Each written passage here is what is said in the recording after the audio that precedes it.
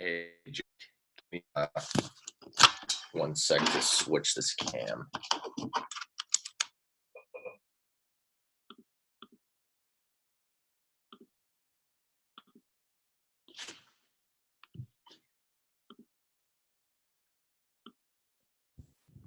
All righty.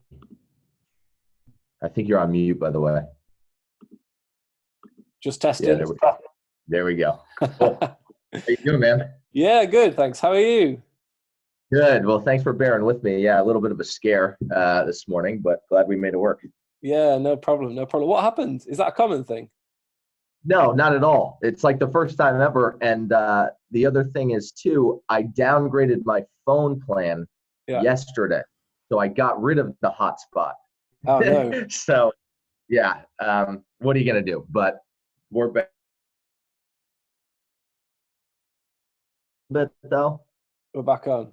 I lost you there for a second. I don't know if that's your end or my end. Yeah, it might be my end given the situation. Okay. Let's keep talking for a minute or so, and if it's a problem, then we can obviously. Yeah, no worries. Reschedule it. We'll test it out. I can also swap to hotspot on my end, but the Wi-Fi is normally pretty steady here. I think you're probably good. It's probably me because of this morning. One thing, are you capturing video for this too? Do you use the video footage or no? I would like to. Okay.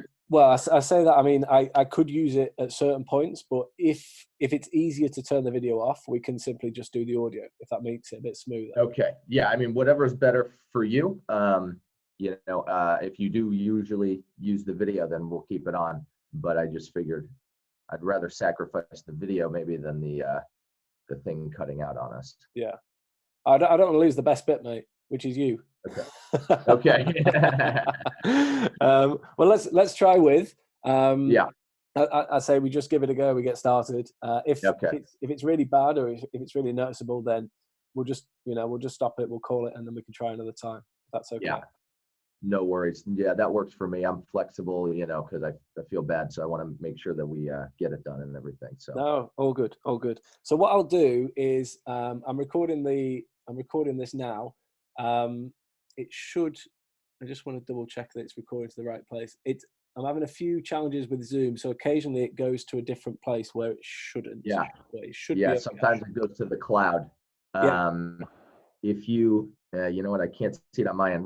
If you go to the record, you should see a tiny little arrow, and that's how you can choose the destination folder. So like down at the bottom of the screen. Oh yeah. Record. And then you can make sure sometimes it does the cloud, or you can pick the location like your desktop or what you want. It's not okay. It's not giving me that on here for some reason. So I'm guessing it's going straight to the desktop, but that's okay. It's been absolutely fine for anything previous that I've done. Okay. So I think we just go with it. To be honest, again, because if the worst comes to the worst and something stops or the Wi-Fi cuts out, we can literally just pause it. And then I'll cut it there, edit it there, and then I can add in the second half. That's not a problem. Okay, mate.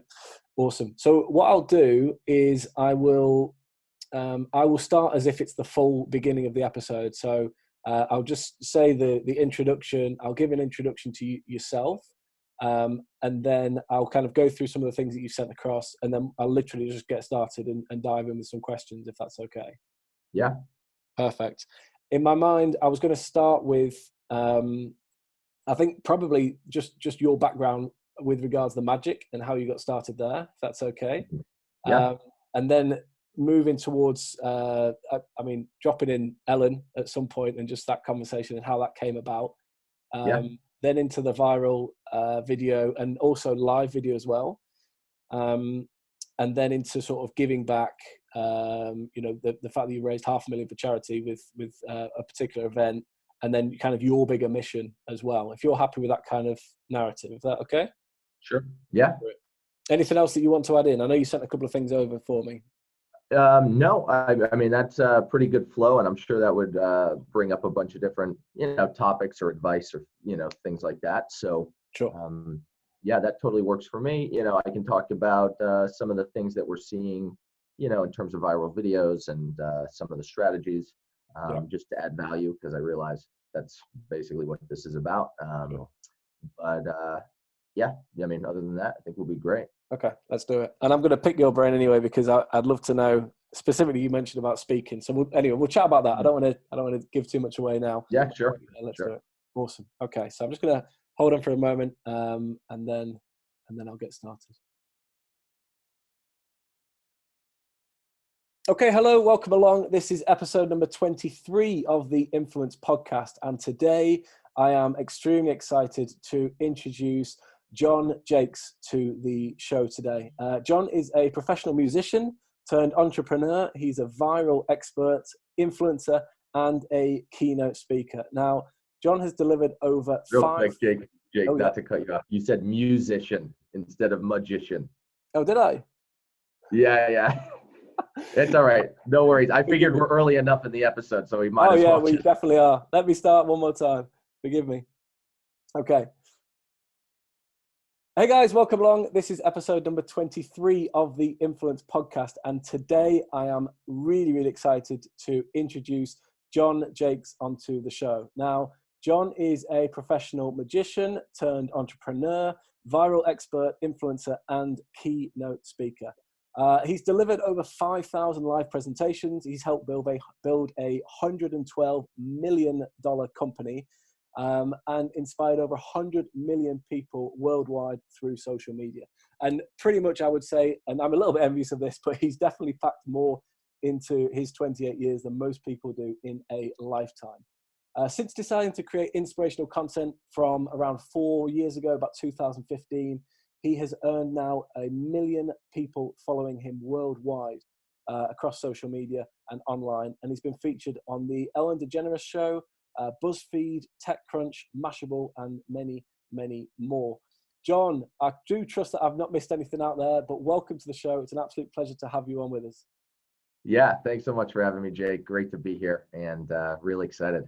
Amazing. Thank you so much. So we connected around 18 months or so ago, I think it was, through Instagram, and you were really starting to move your presence and your audience onto Instagram. But when I sort of did a bit more research into you, it was very clear that you had a real strong following and a real big audience on Facebook in particular.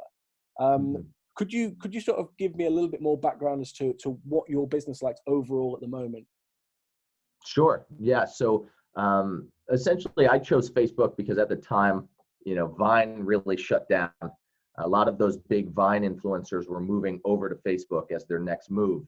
And so I came in right around that time and said, okay, let me focus on this. And it just seemed like a great way to grow quickly. With 2.1 billion monthly active users, there's definitely no shortage of audience there. And for me, that just seemed like the next logical choice. So I decided to go all in on Facebook, focusing there first. And then, more recently, within the last 8 months or so, starting to migrate that audience over to Instagram. I'm considering TikTok and whatnot, but I think it's a little bit too early for me to dedicate all our resources there. Okay. So in terms of what we're doing on the business side of things, so the following is one piece. It helps attract a ton of opportunities and speaking engagements and interviews and things like that. But I have 5 online courses on the market that show people how to grow their social media followings, how to go viral, how to really get their message out to millions of people. And then we have a social media agency side of the business where we literally guarantee people 1 million views on their video. So we help them with the scripting and the editing and all that stuff, and then the distribution, and we get them 1 million views plus on their content, and a bunch of followers come with that as well. So the agency is going great. And then the speaking, is really a great magnet to attract people to those opportunities. So, speaking, podcast interviews, for me, that's basically a part-time job. I'm speaking several times a month or doing interviews, and it's definitely done a world of difference for the business in attracting people. Amazing. Thank you so much. I can already guarantee, Jon, we had a brief chat just before we started, and I had a plan as to where this was going to go, and already that's gone out the window, because just with that introduction, I want to go into a different direction straight away. So I've got to go back in with the video. and viral video, 100 million views on videos. This is something that you guarantee. That's remarkable. So could you give us a little bit about the process or the steps as to what that looks like? How does that work? Yeah, sure. So yeah, the 100 million view number, those are my personal videos, have over 100 million. We've done over 1 billion views for our clients. And then with this new package that we started offering with the agency, we guarantee you the 1 million views at least, but some of the videos go on to do, several million and beyond. So really what it comes down to in terms of virality, the formula I like to use is content plus distribution equals virality. And I think most people get so caught up on the content. What are they posting? Do they look good? Do they say the right thing? Are people going to respond to this in a positive way? And that's really where people spend most of their time, if not all of it. And the problem with that is you can have the best content in the world, but if you don't focus on the distribution and if no one sees it, you're not going to have a chance at going viral or getting this content off the ground. So the way I like to look at it is I really weigh content as about 30% of the equation, Okay. and the other 70% is distribution. Wow. If you look at any major influencer out there, they are very heavily focused, especially in the growth stage of things, on the distribution. Like, how do I get more eyeballs on this content? Is it a collaboration? Is it paying, through advertising to do it? There are a lot of different distribution strategies, but it's the biggest piece of it. We've all seen probably pretty terrible videos go viral, and you look at it and you're like, how does this have 11 million views? But really it's because, different distribution channels have picked this video up and made it into the success that it is. And so for anyone starting, it's so critical to understand and to constantly think about, how do I reach new audiences? How do I get in front of new eyeballs? Because that's why people hit a cap. Most people hit a ceiling. They're posting content. They have like a few thousand followers and they can't get past 800 views or 200 likes. And the way that I really started to break through is through these distribution partnerships and through different strategies to get in front of more people. It's easy for the big influencers, right? If you have, 1 million followers, 10 million followers, you have built-in distribution already. But if you don't, you have to go elsewhere for it, which is important.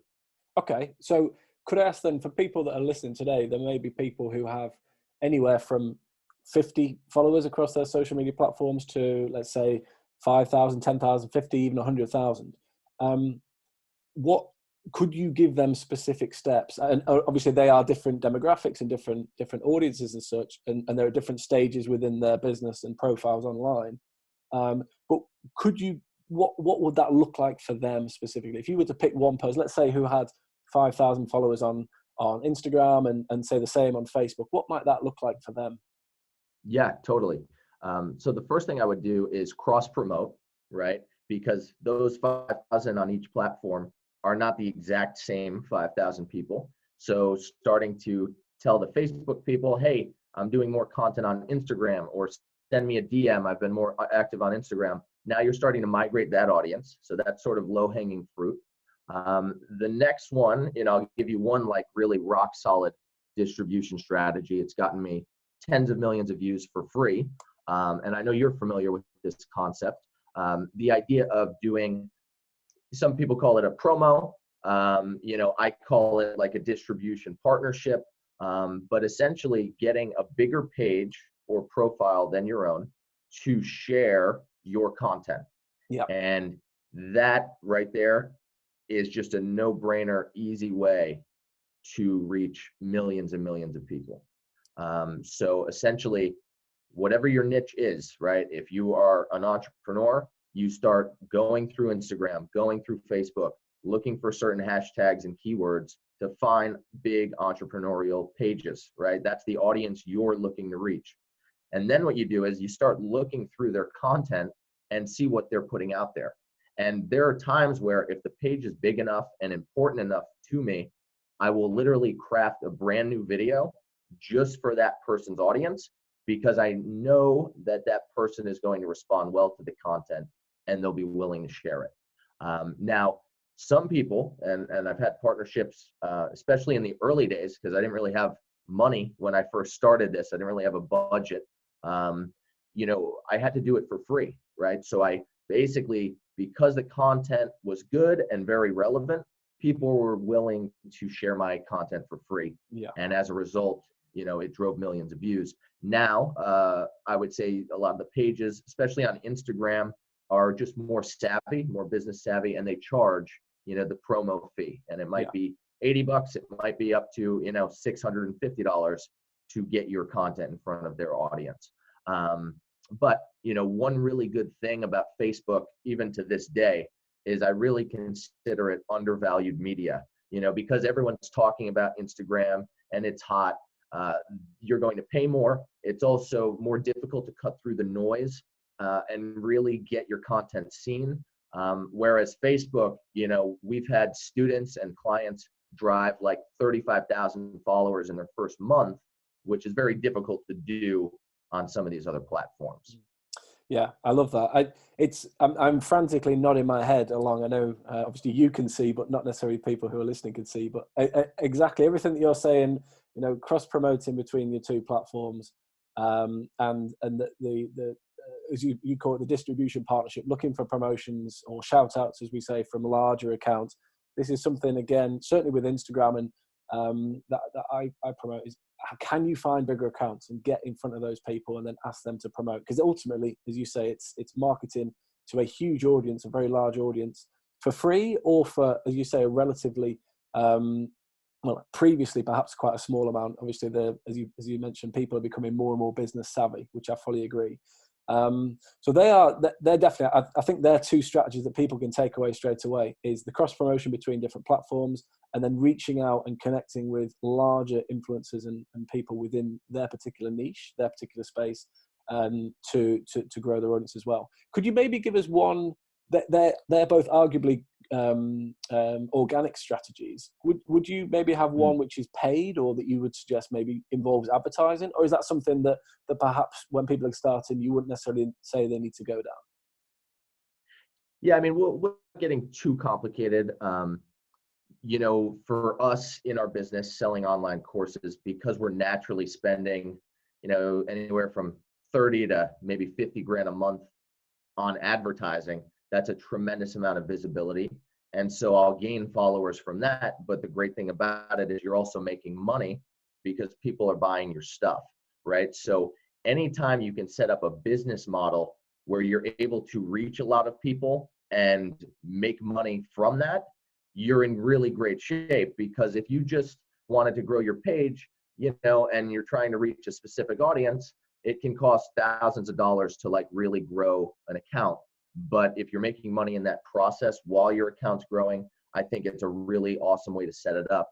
But just to give you a really concrete strategy, one thing that I do is we'll use some of those organic strategies, and my videos, this works on Facebook in particular, will get shared by, some of my videos have 500,000 shares, 31 million views, right? That's a lot of people who just came in contact with you one time, and they might have watched for 3 seconds, or, some of them obviously watched that video all the way through.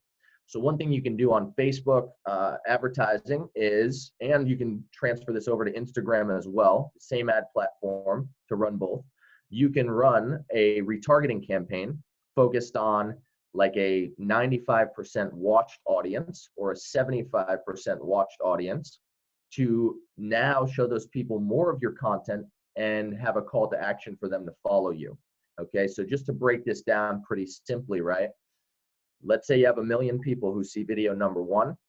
Now you say, okay, Facebook, those people that watched 75% or more of that video were probably pretty engaged and they liked what I had to say. Well, most of them didn't follow me right out of the gate. So what I want to do is I want to show video number 2 just to those most engaged people. And now as a result, you're starting to appear in their newsfeed time and time again. And when you have the call to action in place for them to follow you, Now they're like, oh, okay, yeah, I've seen this guy before. Boom, let me go ahead and follow him, right? So you're working with a warm audience instead of a cold audience, and definitely works well in terms of, you know, really getting people to take that action instead of letting them slip away like most people do.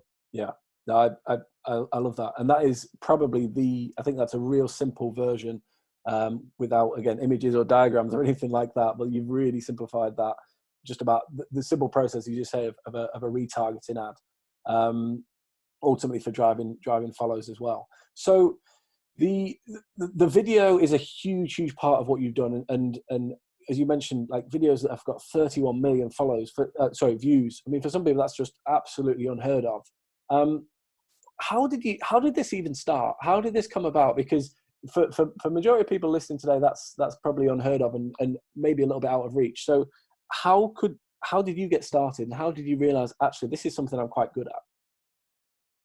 Yeah, sure. Well, I'll tell you this. For the first like 8 months, I really struggled, right? We can go into a bit more of my story, but I was coming from a background in advertising where I was promoting some of the most viral brand videos in the world for, you know, Disney, Sony, Anheuser-Busch, Turkish Airlines, you name it, running a ton of these big viral video campaigns on YouTube and social media. And with that game, I learned a ton because we had so much data to pull from, because these videos, you know, one of our campaigns did 149 million views, right? So Wow. there are different insights that you can gain from that you cannot gain if you're spending $100, you know, running a Facebook ad, right? So I learned a ton, and ultimately said, hey, I'm going to quit my job to start doing this full time, right? Instead of making these brands rich, why don't I start to build my own following, personal brand? And so that's what I did. But right out of the gate, when I started on Facebook in particular, I actually messed around with Periscope, which is Twitter's live stream app. First, that was my first move. And I became one of the top 15 influencers in the world on Periscope. And at this time, you know, Twitter just acquired Periscope. It was blowing up. There was a ton of buzz, you know, this live stream app. And I blew up essentially by luck, right? Like I was there as an early adopter. It's happening to a lot of people on TikTok right now. Like, it's not like they're incredible or they did anything special. They were just there first, and they had a couple videos hit and the algorithm liked it. And then boom, you know, you're a superstar in a matter of months, versus you go to a more mature platform. It might take you years if you don't have the right strategies and if you don't know how to tap into new audiences and things like that. So on Periscope, I would say I got lucky, right? But then when I moved over to Facebook, I basically had to start from scratch because that Periscope audience started to die down. I didn't really anticipate to move that audience over when the time was right. And so on Facebook, I started from zero. And for like 8 months, it was a grind. I was putting out videos almost every single day, and I was hitting this cap, you know, no more than 800 views on these videos. And it was frustrating, right? And so I decided, like, I was getting ready to quit. I decided to give it like one last whack, and I realized that I needed to start thinking like a marketer again, and started to change everything about my process. So I started testing hundreds of, you know, video lengths and formats and headlines and, you know, captions or no captions, calls to action, all these different things. And I finally figured out after like 8 months how to package up the content in a way that's consumable, so that people stop dead in their tracks in the newsfeed. They want to watch this video all the way through. And then if it's a really good video, they want to share it with everyone they know. And so once I finally figured out how to package up these videos in this way, and the distribution piece, I literally went from about 800 views on average per video to my first video with a distribution partner did 800,000 views, like literally overnight, right? And that's the difference, you know, trying it with your few thousand followers versus like working with a page. And so that set me off. And so then I said, okay, well, clearly I need to do more of that, right? And then I figured out how to build a distribution network of like sites and pages that had 80 million combined followers. And so when you do something like that, you take this thing to a whole new scale. Every video you put out will go viral, essentially, right? Every video you put out, I know we'll get at least 1 million views because we have the infrastructure set up. Yeah. And then the really good ones that are getting a ton of shares, they'll go beyond that. And so that's why, some of the videos have 31 million views. It's all because of, the marketing side of it. It wasn't, really luck. I finally started to figure it out. Wow. I mean, those numbers, as you say, going from 800 views and then scaling up is quite remarkable. And the fact that you've mentioned, as you said before, those distribution partners and ultimately finding people there whose audiences you can leverage to the point where it's almost a guarantee that the video is going to go viral. That must be an extremely nice feeling to have when you get to that point. One of the people that I've sort of picked up just again when we spoke and first spoke around 18 months or so ago is somebody very well known, not just on Instagram but across social media generally, and certainly in the States, is Lewis Howes. Could you tell me a little bit? That's a particular interest to me, obviously, with his background and also the fact that he's got an Instagram course out there as well. Could you tell me a little bit about how that came about? Yeah, sure. So Lewis has been a good friend for, probably 5-6 years now. We met by chance through social media. I was blowing up on Periscope at the time. He happened to follow me on Twitter. No idea who he was, right? I had no clue. And I just saw that he said like professional handball athlete in his bio on Twitter. And I just thought it was weird. So I sent him a DM and I was like, hey, what's up with this? And we just kind of kept in touch over the years. We bumped into each other probably 6 months later at a conference. And then, now we've become friends, and I spoke at his mastermind group, 3-4 months ago and things like that. But one of those, fate, like destiny type interactions where this random DM just sparked a really cool relationship. And now obviously he's doing awesome things, New York Times bestselling author, like top 100 podcast, which is really cool, to see him evolve so quickly in the last few years. Absolutely. Yeah. And so you never know. No, absolutely. And a big part of that has been for him social media and how he's leveraged social media so effectively. I think he's a great example of somebody who's done that. But coming back to that initial contact was through direct messaging. How much of a feature or a factor is direct messaging for your own success? Yeah, it's a good question. I would say not overwhelmingly crazy for me, right? Because on Instagram, I have, like I said, it's been about, like, we started maybe about 8-10 months ago, just building up my feed and making the content look good. And really about, 6 months ago is when I've started promoting it a little bit more. But I've been so busy with our other projects and speaking that I haven't put as much emphasis into Instagram as I, can be right now. However, opportunities definitely come from it, right? And I have a feeling as the audience continues to evolve and, once you get a blue check, once you have several 100,000 followers, I think it will amount to even more. So right now I'm not doing much outreach DMing, but then, like I said, right, either through Facebook or through Instagram, opportunities are coming my way. People are seeing me and either going to our website and sending an inquiry or just straight up messaging through the platform. So yeah, I mean, some really cool things have come from it. I have possible speaking engagement coming up in Switzerland. And, obviously you mentioned the Ellen DeGeneres Show. They found me through social media, which was wild. And, some other podcast interviews and partnerships and really cool things. So it's been great, but put it this way, I think I can be doing a lot more with it in the future. And that's what we're looking towards in 2020. Sure. Come on then.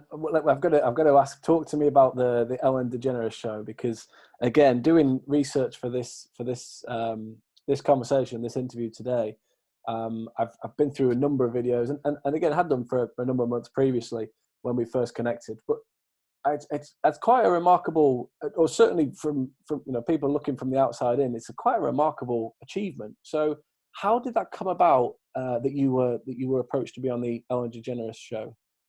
Yeah. So basically what happened was I set up a GoFundMe campaign. My whole thing is really using social media for good. I noticed so much negativity out there in the news feed and in the news, and I just decided I am going to use my voice and use this platform that I've been blessed with to just make a bigger impact and hopefully inspire people. And so my videos are about motivation, inspiration. I have a background as a professional magician, which we might talk a little bit about. So I blend magic tricks, like really cool magic, with the motivational message, all sorts of things like that. And so at this time, I set up a GoFundMe campaign because I thought it'd be really cool to basically raise money from like the crowdsource, from people watching me, and give all of that money away, 100%, to different people in need, and document this journey so that people can see the impact that they're making, right? And I just thought it was a cool way because, in my opinion, since I was a kid, I've always felt that you can always write a check to charity, but do you really see the impact that's happening? And for me, I used to donate my time and my skills, as a kid, and that was my way of giving back. And so for this, I wanted to create a cool connection for people on social media where they're like, hey, I gave, $20 to that, and now they're able to see the gift that we bought for someone special, right? And I just thought it was a cool thing to do. I hadn't really seen many people doing anything like that before, and it was a nice little passion project for me. Well, randomly, Ellen's team found the GoFundMe page. I don't know how they found it because we didn't even raise that much money. It's not like the GoFundMe went viral. We raised like a few $1,000s, but sure enough, I have an email from Ellen's like digital director on the GoFundMe email site, and I remember literally where I was, this restaurant called Veselka in New York. Open up my phone, GoFundMe message, and I'm there with my intern at the time, and we're jumping up and down, like, how did this even happen, right? So it was just really cool. It was an unbelievable experience. I actually, just to clarify, I wasn't on the show itself. What they did was they gave me my own show, basically as a part of Ellen's umbrella. So we did this show called Magic Moments, where I did magic and then an act of kindness for someone. And, they sent the crew out to New York. We filmed all this stuff. We turned it into like 10 different episodes and did some really cool magic and, acts of kindness in this process. And so that was the show. Ellen shared it all over like her social media and things like that. So yeah, it was just really be able to work with them and just to see the caliber of talent and skills that their team has. So yeah, it was a brilliant experience and has opened up a ton of doors, obviously, over the years. Of course, I honestly can't describe how excited that, like, hearing that makes me, because it combines so many things. The phrase that you use, social media for good. First of all, I've just noted that down because I absolutely love that. And I agree, and I'm going to actually come back to full circle to that shortly. I recall certainly when I was a teacher for 8 years, and one of the big things that was kind of the voice of the school, if you like, was that we avoid social media and we encourage students and children to be away from social media. And it kind of has that negative connotation. And then to come full circle now, and I'm obviously have my business on there and support clients on there and such. And the fact that it can be used for good, I absolutely love that. And then the fact that you've taken it one step further, giving back and actually doing it through your specific skills, your gifts, your talents, your skills, and being able to do that and show everybody else who's contributed, I think is extremely, extremely powerful. So I genuinely, I think that is one of the most inspiring things I think that I personally have ever heard. So I thank you for that. Thanks. And it is using your skills. I mean, the idea of magic moments, I saw that, and there was one, I'm looking for it in my notes here frantically, which was specifically around, isn't she lovely? I think it was a lady who was going to see Stevie Wonder, I believe it was, and you performed magic in that particular video. First of all, before I dive into the next question, can we share a link or a specific link where people who are listening can go and watch these videos, because they are incredible? Is there a link that we can share, and I'll put it in the show notes? Yeah, sure. It's facebook.com/Jonathan Jacques, which is my name. So if they go to my Facebook page, they'll see like all of my other videos. For the Ellen videos in particular, I think they would just have to, Google my name with Ellen at the end, and those videos would show up. Sure. But yeah, other than that, that Facebook would probably be the best way. Yeah. Maybe I'll even read some of them in the next few weeks, just so they're fresh. Okay. Yeah, perfect. I will share that in the show notes, because I think you need to see these videos, because they are quite remarkable. That brings me on then to the two ways that this can kind of go. I'll come back to the bigger picture and the idea of what the bigger mission is for you towards the end, if that's okay. But I'd like to step back a little bit further, because all that came about from the magic that you were performing, and this again was the theme through the Magic Moments series. Magician, for some reason with me, it's been something that's just almost a little bit elusive, in that it's the kind of thing you just can't quite grasp, which makes it so exciting. And I think for so many people, it's we see David Blaine, I think 10 years ago on TV, and then there's various other, certainly in the UK based magicians that you see either live or have TV shows and such. And Darren Brown is another one that comes to mind. And not so up to speed with those in America. But how did all that come about? How did you actually start with magic? Where did that all begin? Yeah, so like most magicians who start out, I was actually given a magic set for Christmas when I was 6 years old. People ask, if my parents are magicians. They're not. We have really no connection to magic. This was just a random gift that I received. And I opened it up and I just loved it, right? I love the ability to create a special moment for someone, to be able to, show someone something that you worked really hard on and give them a smile or make their day, or create this moment where they're literally living in the moment. You're seeing this magic, you're not thinking about anything else, you're just on the edge of your seat trying to follow along. And so for me as a kid, experiencing those smiles and the reactions was so cool. So I started actually practicing pretty hard. I'd run around the house with a top hat on and a cape and show Amazing. Goofy magic tricks to people when they came over the house and things like that. And so then at 10 years old, I decided to build a show. And my parents are really wonderful parents. They're both entrepreneurs. They're incredibly supportive and unconventional. They really wanted us to follow our dreams no matter what. And so they, my younger brother and sister, like, find out what you want to do, and we'll do everything we can to try to support you on that journey and position you. So at 10, they loaned me $1,000. They wanted to teach me the value of $1 and hard work. And so they said, listen, you're going to pay us back, and however you do it, that's up to you. Right. So I built this show. I started saving birthday money, and then I finally said, why don't I start doing magic shows to make the money?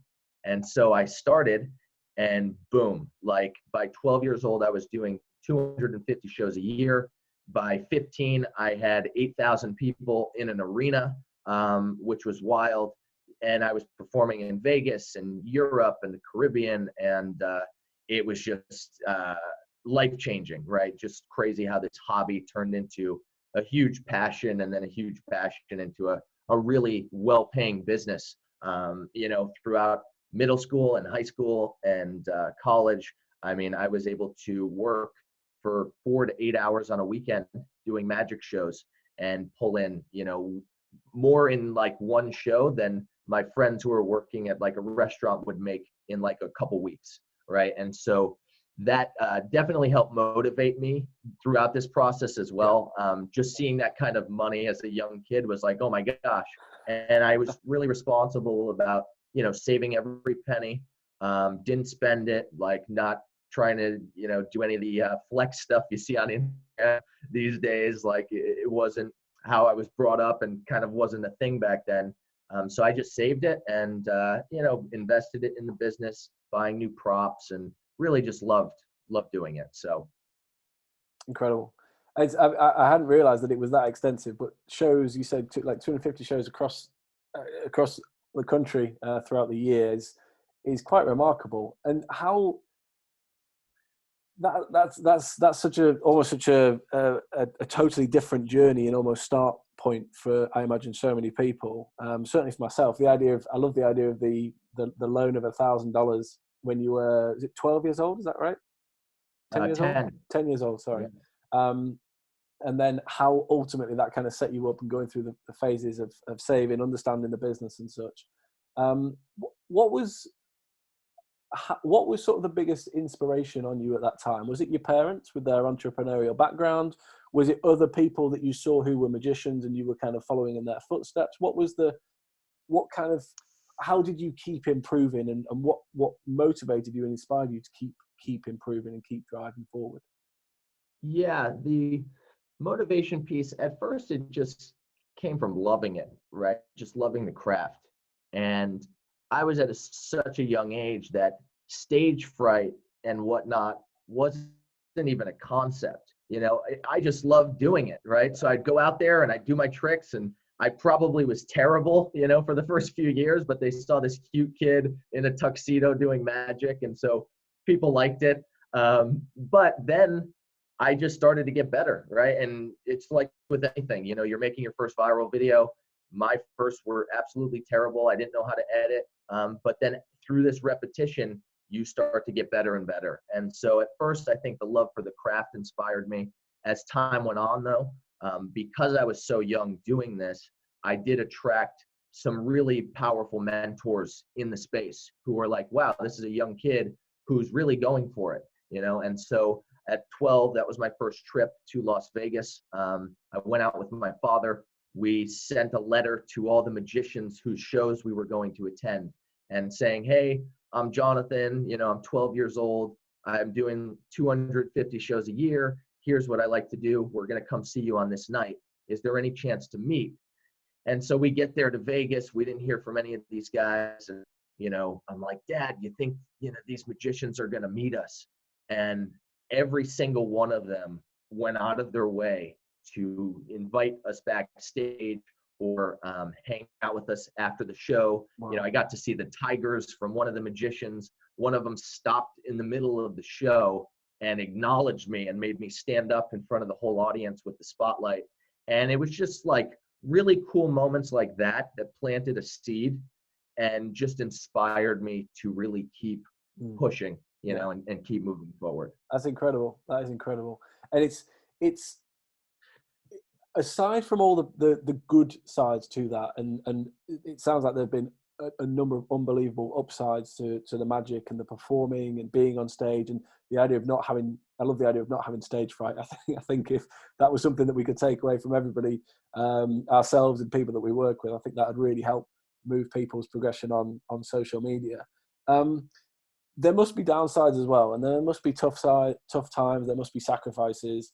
What is sort of, is there a notable failure or a notable low point that you thought, or at the time which seemed really, really awful or really, really bad, if you like, really negative, but since then perhaps it's, and with hindsight, you've been able to take a different slant on it and actually maybe it's had positives? Yeah, I mean, with the magic phase of my life, not so many downsides, right? I mean, I will say, I was bullied a little bit as a kid, right? Yeah. People didn't really understand the magic and the sort of the path that I was on. I was like, a little bit isolated from, I couldn't play any team sports because I was doing 4 to 8 shows a weekend. So I wasn't in like the sports crowd. Everyone kind of knew me because of magic, but you get some people who are just mean about it. Right. And so, it was difficult for my school years, but I didn't really let it faze me as much because I'm like, hey, listen, I'm going to be performing for like 1,000 people on Saturday. I'm not going to try to let the bullying or any of that stuff or negative comments affect me. So, I think you just have to have thick skin. It was demanding doing all these shows, right? I definitely wasn't going to the parties or, didn't have all as much time to socialize. So, when it came to college, about halfway through my college years, I decided to turn back the dial and slow down the magic shows so that I could enjoy, just being a kid, really. Yeah. And so, there was definitely, before I made the correction, a feeling of, well, did I miss out on something? And looking back, I really don't think so. I had some really unbelievable experiences and some incredible doors open up because of that. So would have done it again, exactly the same. But I did, make that correction and say, hey, let me live life a little bit and enjoy it. No, I like that. I like that a lot. How did that translate, or how does that translate now to you being on video, viral video, perhaps doing live video as well? And how did that ease in to allow you to do that? I mean, naturally, if you're performing in front of 1,000 people to suddenly doing a live video from home, for example, I imagine the transition is quite straightforward. What would be some of your tips and suggestions and just sort of maybe actionable steps for people who are wanting to get started with video and live video? Yeah, sure. Obviously it helped, right? Just being on stage, being in front of people, being able to speak clearly and effectively. However, I will say that when I did turn on the camera for the first time, it was like a different ball game, right? I was still nervous, probably more nervous turning on the camera than I would be jumping in front of 1,000 people. Oh, wow. Because it's a weird dynamic for me. I was doing my first videos on Periscope, which is a live stream app. And I decided that, hey, I'm going to go out and do live street magic like David Blaine. No one's ever seen this before. This technology is brand new. Yeah. And so I approached dozens and dozens of strangers on the street asking if they wanted to see a magic trick while I'm live on this app. And it was a freaky experience, right? Like, incredible. I mean, not only do you have to concentrate on what you're going to say and the trick not messing up, but now you're going up to these total strangers. So that was sort of like the extreme of is about as difficult as it can get, right? Yeah. And so I think that number one, you have to bite the bullet and you just have to do it. You have to press record. I think that everyone out there listening to this has a gift inside of them and a unique message that they need to share with the world. And I think if your purpose is so big, it will pull you to do the difficult actions that you don't want to do. Yeah. Right. Like, I've had videos that people have written in and they said, this video saved my life. Right. And for me, I don't think there's any greater honor than that, more than the views or the followers or anything. And so I think to myself now, right, this is like a part of my purpose. I think to myself, if I don't press record, I'm doing a disservice to the people watching, right? Like what will happen if I didn't, if I don't or didn't put out that video? And so I think that you have to get in touch with your purpose and like why you're doing this and what's this unique gift. And I think if it's so strong and you're so excited about it, you won't let anything stop you until you share it and until you put it out there. Yeah. Really important to get over that first hump of camera, fright. The second thing is repetition. The first videos, they're going to be difficult. It's not going to go great. It won't come off the way that you want. The editing might look bad, whatever. As you start to do it over and over again, you evolve and you get better during the process.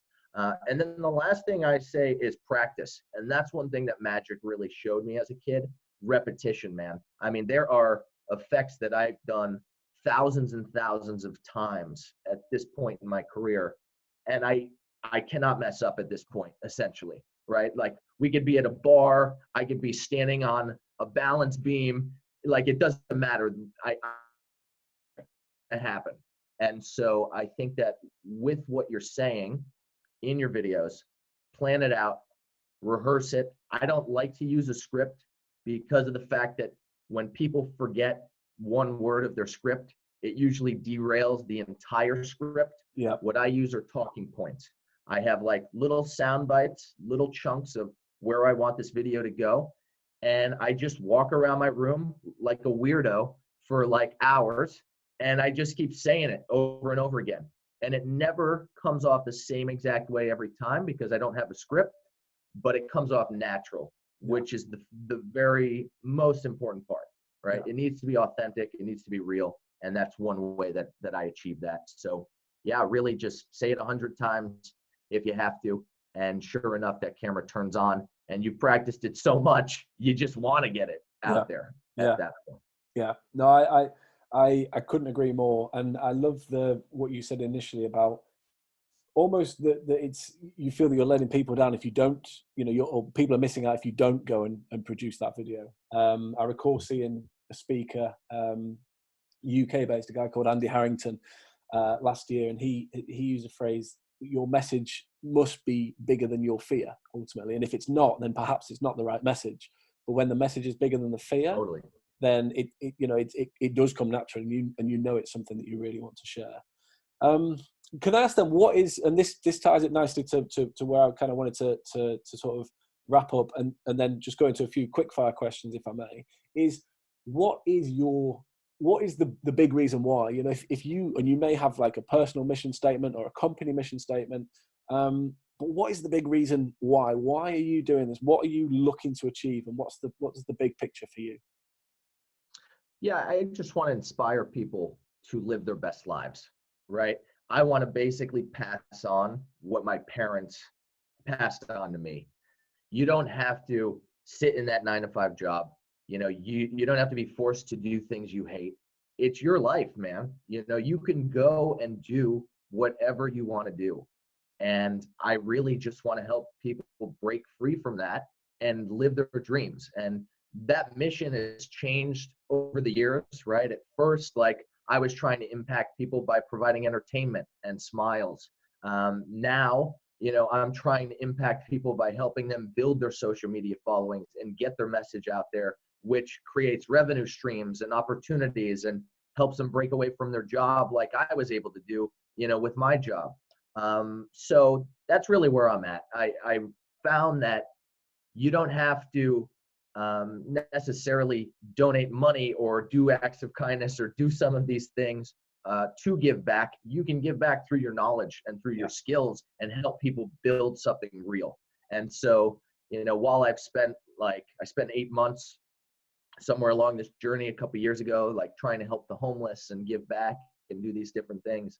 And I was going through a tough time at that point. I had a business that failed. I decided to pay my investor back. So, I didn't want to leave him out to dry because he was a mentor of mine. So I drained my personal bank account. It was really a difficult time of my life. And it reshaped my beliefs a bit. And I've just decided, hey, listen, I want to make an impact here and I want to do something that's a bit more permanent. And I think the best way to do that is to help people build their life and their business and their vision. Yeah, I love that. Thank you. I think that is, I could buy into that fully. I'm actually looking, one of the big things I'm looking to achieve and get started is building role models, because I think there's a real opportunity now. I don't want to focus on the negative side, but I think with social media increasingly that there's such a diversity of where people get their role models from. And that's something that I'm really keen on starting to push in 2020 and beyond, is positive role models in lots of different avenues of life and with different backgrounds and different experience and who resonate with different people. So I may, with your permission, contact you about that in the near future, because I think you'd be a fantastic person for that. Jon, I'm very conscious of your time, but I'd love to ask just a couple of quick fire questions, if I may. They're quick fire questions. They don't have to be quick fire answers, but I'd just love to dip into a couple of these before we head off, if that's okay. Is there a particular habit or morning routine or daily routine or something that you do every day that just allows you to operate at a higher level? Yeah, I'll give you a weird one. I got this from Ed Milet, a pretty famous entrepreneur, and he's big on social media. Do something cold every day, usually within 10 minutes of waking up. And this was like really weird to me at first, and difficult, extremely difficult. But I will literally either jump in the shower and take a shower and finish the shower on freezing cold. It's about 55 degrees, 50 degrees Fahrenheit in LA right now. So pretty darn cold. Yeah. I'll still jump in the pool, in the morning. And what it does for me, I think it more than anything just taught my brain to be like, listen, I'm in charge here. And if you have the discipline to do something crazy like that, it translates to the other areas of your life. You're going to have the discipline to finish that item on your to-do list that you don't want to do. Yeah. Right. And so it really just kind of forced me, even though it's like weird and it hurts and whatnot, it forced me to be like, suck it up. We're getting this done. Yeah. And not only that, because you're freezing cold, it definitely wakes you up. Absolutely. Man, for Yeah, sure. absolutely. It's that getting comfortable with being uncomfortable, if you like, just Yeah. put yourself in that position. I remember Tony Robbins at UPW. I saw him last year, and he just, it's almost like conversation between your body and your brain. It's like, yeah, we're really doing this, whether you like it or not. We're going in and we're going to make ourselves uncomfortable. So I can certainly buy into that. Who, we kind of touched on this before, but who, close or distant, has had the biggest impact on your life, do you think, or a period of your life? Yeah, I would say my parents, absolutely. They never handed us anything, but they always supported us. And I just don't think I would have the mindset that I have right now if it wasn't for them. With me, you have to go to college. If you don't get A's and B's, your magic is going to have to stop. They were always tough on us, but if you showed that you're responsible and that you're doing well, they gave us the freedom to run and enjoy and have fun and do cool things. So that being said, like with my sister, for example, who's 4 years younger than me, they had her in college, and I had to finish, so I thought she did too. She wanted to be an actress, and she was at school sort of in the middle of America, Right. not near Hollywood or anything like that. And about a year in, she was the star of the play, at the school. And my parents realized she's kind of maxed out. No one at this school in middle America has contacts in Hollywood to get her in movies and things like that. So they let her drop out of school, which I never thought they would do. And they said, hey, we're going to take that money we would have spent on college, and we're going to get you the best acting coaches in the world. And so at 18 years old, she moved out to LA. They hooked her up with an apartment and a car, and they got her set up with all these awesome acting coaches to help grow and foster her career. Wow. And so it's like crazy things like that I just don't see many people doing, especially traditional parents that really set us on this path. And parents would do anything for their kids, which is awesome. So definitely helped a lot. Almost breaking the traditional ideals, if you like. You go to college, you go to school, you go to college or universities in the UK, and that's the process. But just as you say, thinking outside the box and seeing this isn't suitable. Actually, we need a different approach. Yeah, I like that a lot. Is there a particular book that you return to more than others, or perhaps that you give to other people or recommend to people more than other books? Yeah, one that definitely helped me through some tough times when that business failed, several years back, and I had like no company anymore and no money, and I was like trying to figure out what the heck to do. Awaken the Giant Within by Tony Robbins. Really powerful book. The quote that stands out to me is, "The secret to living is giving." And I read that, and even though I had nothing, that really sparked like this whole journey that I went on, where I just started trying to give the little stuff that I had, or give my time to help people. And it just set me on a totally different path, because I was coming from advertising, like in this rat race, making a ton of money. Like the the company, that was the $112 million company you mentioned. We were like, the CEO would roll up with a Ferrari one day and be like, hey, whoever closes the most deals gets this Ferrari, for 24 hours, and like crazy stuff, right? So I was coming from that, and I started business, then the business didn't work out, and Awaken the Giant Within really just helped ground me again and just sort of get my beliefs and my mindset back on track so that I could build something real and sustainable and something that I was passionate about. And so, highly recommended. No, that's great. That's great. And that is, I think I'm right in saying that book is, I'm looking at it now on my shelf over there. I think that's generally the foundation for the Unleash the Power Within event that he does a few times a year as well. So highly recommended anybody who's not read the book, and equally who's not been to the event. And they are big now. I think he did one in Germany, just last month or the month before, which had about 20,000 people in there. So they are like enormous, absolutely enormous. Close to your magic shows, John, I guess he's. Yeah. Final question then, just to wrap up. This is one that I asked to everybody, and I'm very keen to get your take on this as well. Is, what does the word influence mean to you? I think influence is the ability to inspire action in someone. I think it's the ability to, either take your message or take what you know and inspire someone to take an action. And I think influence is something that comes with responsibility, right? Because you can influence people negatively to do bad things if you are convincing enough, but you can also influence people to change their lives and to change the world. And that's the part that I choose to do. And so I think that anyone out there, as you begin to grow your following and grow your influence and grow your audience, I think it's really important to first figure out who you are and really be in touch with yourself and your mission and everything you have going on. And once you do that, you're going to gain even more influence because you're going to be ready for it. I think that it can be difficult for people that gain all this influence and their life is a mess, and they really don't know what they're doing, or they're having, incredible struggles and things like that. And as a result, when they're given this audience, they don't know what to do with it. But I think if you look at anyone who's a sustainable influencer, who's just been out there and has been visible, you look at like an Ellen DeGeneres, you look at a Lewis Howes or a Jay Shetty, these people are here and they're here to stay. And it's because they're using their influence for the right reasons. And you don't have to necessarily, go out there and try to save the world. But I think it really is important to be in touch with who you are and to have that mission before you get going. Yeah, thank you.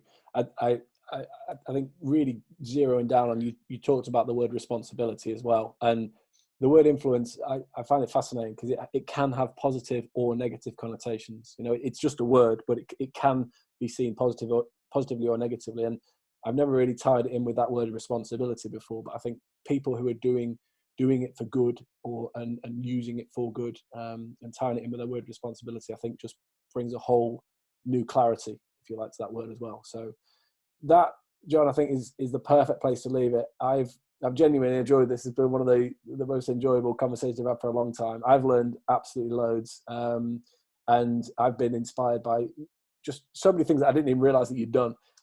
So genuinely, thank you so much for your time. It's been incredibly inspiring, influential to me, and I trust to everybody who's been listening as well. And I would love to do this again at some point in the future.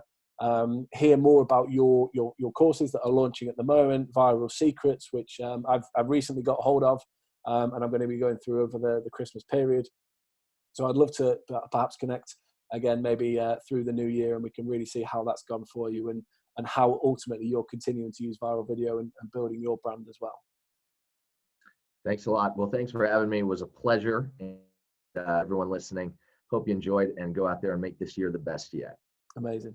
John, thank you. Just as a final one, where can people find you online? Where is the best place for people to find you if they want to contact and connect with you?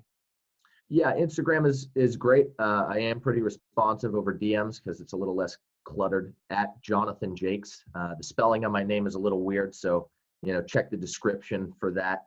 I am pretty responsive on there. Otherwise, email is usually pretty good too. John@jonjacques.com. And you can also see, what we're doing with some of the courses on that site and viral secrets and all that good stuff. So yeah, and I'll make sure that all the links are in there in the show notes so that that people can go ahead and check those out for you as well there, Jon. Okay. Thank you so much. And again, thanks everybody for listening. Greatly appreciated. I hope you've enjoyed this episode as much as I have. It's been a real pleasure speaking with Jon today, and look forward to hearing you all and speaking to you all in the next episode. For now, from myself and from Jon, take care. Very much appreciated, and we'll see you very, very soon.